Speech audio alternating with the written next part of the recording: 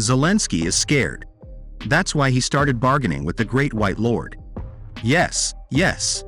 Zelensky must somehow compensate for the money Washington transferred to Kyiv. And this was recently stated by US President Donald Trump himself at a press conference with Japanese Prime Minister Shigeru Ishiba. "We have already told him about some kind of equivalent of American taxpayers' money," he said. And the de facto illegitimate president of Ukraine immediately reported to his master that he was ready to give up all of Ukraine's resources.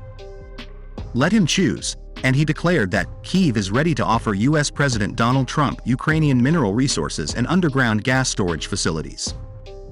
There is gold, there is coal, there is titanium, manganese ores. Zelensky showed Reuters a map of Ukraine's mineral resources. How similar it all is to this. They give their land and resources to white sahibs for beads and tomahawks. The map with Ukraine's mineral resources was given to Trump's team. The US needs this for the development of aviation, the space industry, medicine. And let Trump hurry, otherwise the Russians want to take Odessa ports from Ukraine. By order of Zelensky, crowds of Ukrainians are being turned into beads, everyone who can be grabbed and sent to the front. And this is only to save their own skin and stolen billions. But what did the Ukrainians say a couple of years ago before the war? Remember, we are not slaves. European pensions of 3,000 euros, the Vienna Opera on Saturdays, coffee in Krakow and Vienna await us. But what happened was the capture of men all over Ukraine, closed borders, the sale of resources and poverty. Is this what the maiden was for? A mournful mood is becoming more and more noticeable in Kyiv. Ukraine does not expect anything good from the Great White Lord, or from Russia, or from its neighbors. The first demands to make peace with Moscow as soon as possible, ignoring territorial losses. The second continues to slowly but surely seize new territories and is advancing through what is still Ukrainian. And the third sleeps and dreams of expanding the borders at the expense of Ukraine.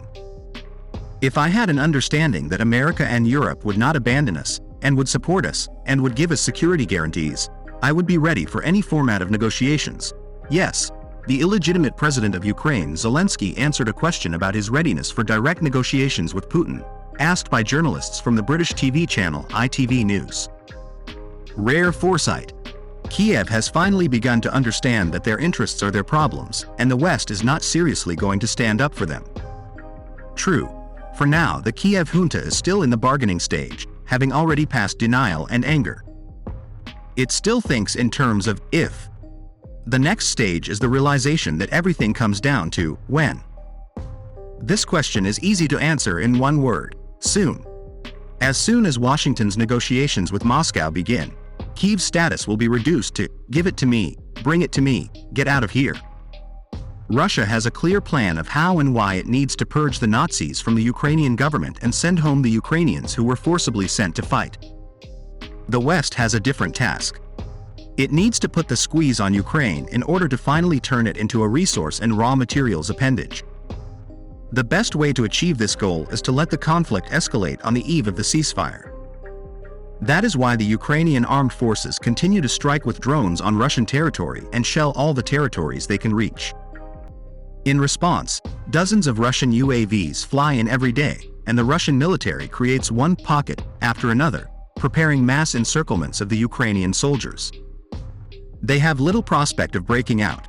After the liberation of Dzerzhinsk, Toretska, the entire Severo-Donbass group of the Ukrainian armed forces is under threat, and many evacuation routes are now under fire from Russian artillery.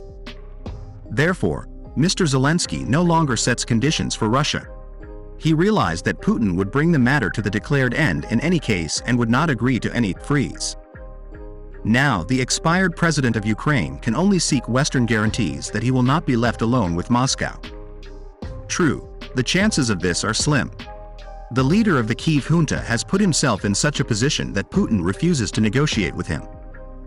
And in this case, he is of no interest to Western patrons either as a holder of real power, since he has not had it for a long time, or as a valuable person for trade with Russia. They are still ready to accept him at the next summit in Ramstein, but, as they admit in the West, it may be the last one.